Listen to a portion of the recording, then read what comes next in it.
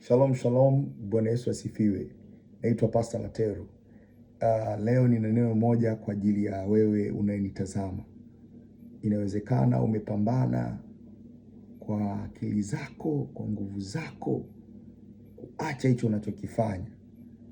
Yaani ninachomaanisha kuacha kutenda dhambi. Inawezekana umetamani sana uishi maisha mazuri na ukasema kabisa 2026 mimi nitaishi maisha ya kumpendeza Mungu, sitamani tena kuishi maisha ya dhambi. Liko neno moja unatakiwa ulijue. Weka nafsini mwako neno la Mungu. Nafsi yako ijaze neno la Mungu. Tunamshinda shetani kwa neno. Shetani haumshindi kwa kupigana kwa akili zako, haumshindi kwa kusema shindwa, toka. Unamshinda kwa neno. Umeweka neno gani moyoni mwako?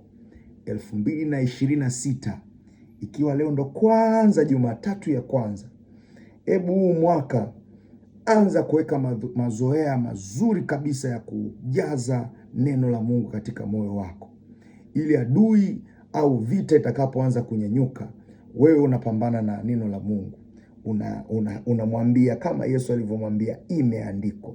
Na wewe 2026 unatakiwa uwe na neno la kumwambia adui, imeandikwa. Imeandikwa, sitakufa bali nitaishi. Imeandikwa, mimi ni mzima.